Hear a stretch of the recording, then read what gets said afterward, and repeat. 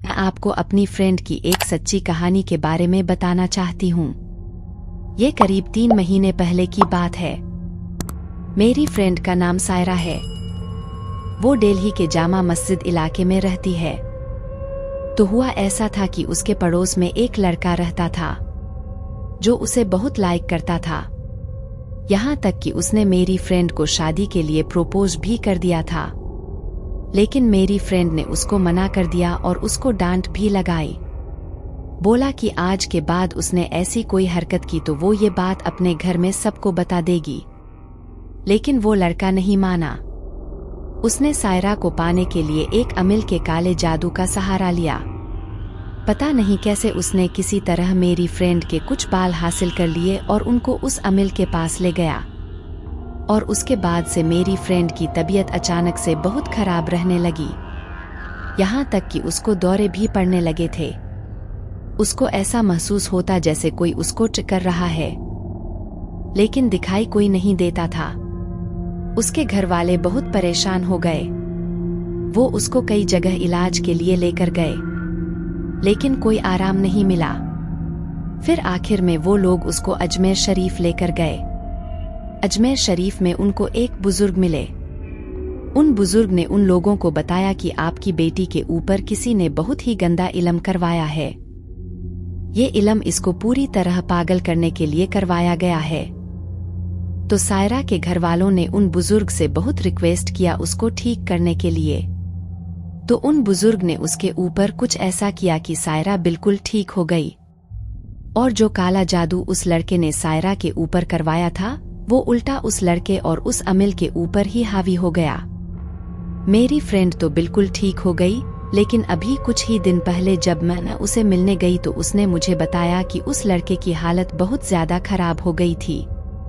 इतनी खराब कि एक दिन वो अपनी छत पर गया और छत पे जाके उसने अपने आप को आग लगा दी। लेकिन आग में जलते हुए उसने कोई आवाज नहीं की। वो एक बार भी नहीं चिल्लाता।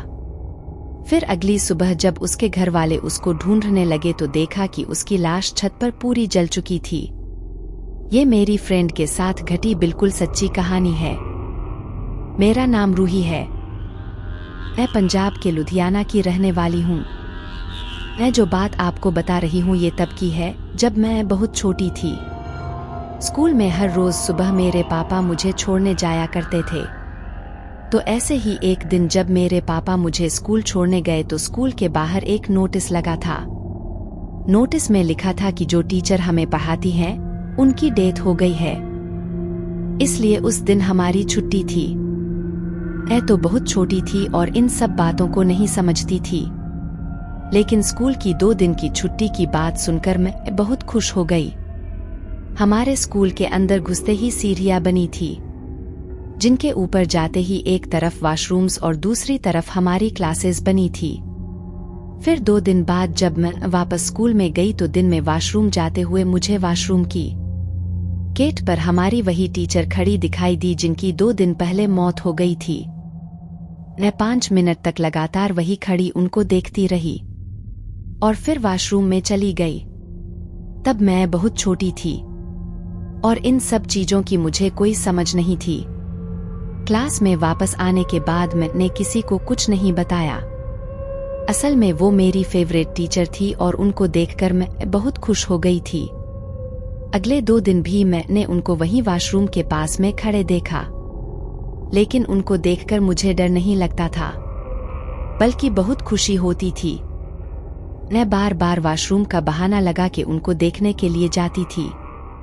उसके बाद 3 दिनों तक वो टीचर मुझे वहीं खड़ी दिखाई दी, लेकिन उसके बाद फिर वो मुझे कभी नहीं दिखी। तब तो मुझे ये सब समझ में नहीं आता था, लेकिन आज जब मैं ये बातें याद करती हूँ तो बहुत डर जाती हूँ। मेरा नाम निशांत पासवान है। मैं झारखंड के देवघर जिले के पुंसी गांव का रहने वाला हूँ। मैं आपको अपने साथ घटी एक सच्ची घटना के बारे में बताना चाहता हूँ, जो तब घटी थी जब मैं 6th क्लास में पढ़ता था। मैं जिस स्कूल में पढ़ता था वहाँ बगल में ही एक श्मशान घाट भी बना था। तो एक दिन जब हमारी क्लास का दूसरा पीरियड खत्म हुआ तो टीचर के क्लास से जाने के बाद सब बच्चे क्लास में बहुत शोर मचाने लगे। मैं क्लास में बैठा बैठा बोर हो रहा था, तो मैंने सोचा कि बाहर की तरफ टहल के आता हूँ। मैं बाहर की तरफ निकला तो देखा कि हमारी लाइब्रेरी के अंदर से धुआं निकल रहा था। मुझे बहुत हैरानी हुई कि लाइब्रेरी से धुआं कैसे निकल सकता है।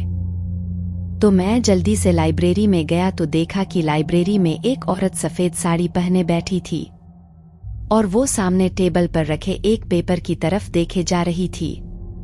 उसका चेहरा भी बहुत डरावना था और अचानक से वो मेरी तरफ देखने लगी। उसको देखकर मैं बहुत डर गया और जल्दी से भाग के अपनी क्लास के अंदर चला गया। क्लास में पहुंच के मैंने अपने दोस्तों को ये बात बताई तो वो मुझ पर हंसने लगे। बोले चलो देखते हैं लाइब्रेरी में कौन सा भूत है। फिर जब मैं और मेरे दोस्त लाइब्रेरी में पहुंचे तो वहां कोई धुआं नहीं निकल रहा था और हैरानी की बात थी कि जो सफेद साड़ी पहने औरत मैंने वहां देखी थी वो भी अब वहां नहीं थी। इस घटना को कुछ ही दिन बीते थे कि एक दिन उस लाइब्रेरी में एक बच्चे की लाश मिलती है। लेकिन सिर्फ यही नहीं, अगले ही दिन लाइब्रेरी में एक और बच्चे की लाश मिली। मुझे पक्का यकीन था कि ये उसी औरत के भूत का काम है जिसको मैंने उस दिन देखा था। फिर कुछ दिनों बाद एक दिन एक बच्चा बहुत घबराया उस लाइब्रेरी से भागता हुआ क्लास के अंदर आया। उसने सबको बताया कि उसको लाइब्रेरी में एक सफेद कपड़े वाली चुड़ैल दिखाई दी है। वो लड़का बहुत डरा हुआ था। लगातार 3 हफ्तों तक उस लड़के की तबीयत बहुत खराब रही। उसके बाद स्कूल की लाइब्रेरी को भी बंद करवा दिया गया। लोग बताते हैं कि सफेद कपड़ों वाली वो औरत आज भी उसी लाइब्रेरी में रहती है। मैंने उस स्कूल से नाम कटवा कर दूसरे स्कूल में दाखिला ले लिया। आज भी मैं उस स्कूल की घटना को याद करता हूँ तो मेरे राउंड खड़े हो जाते हैं। तो कहानी खत्म होती है। दोस्तों, उम्मीद करती हूँ कि आज की कहानी भी आपको पसंद आई होगी। तो कमेंट करके जरूर बताएं और आप भी अपनी कोई कहानी हमारे साथ साझा करना चाहते हैं तो कर सकते हैं। बाकी वीडियो को लाइक करें और चैनल को सब्सक्राइब जरूर से करें और बेल आइकन को ऑल पर कर दें ताकि हमारी कोई भी वीडियो आपसे मिस ना हो। तो फिर मिलते हैं एक और कहानी के साथ। धन्यवाद।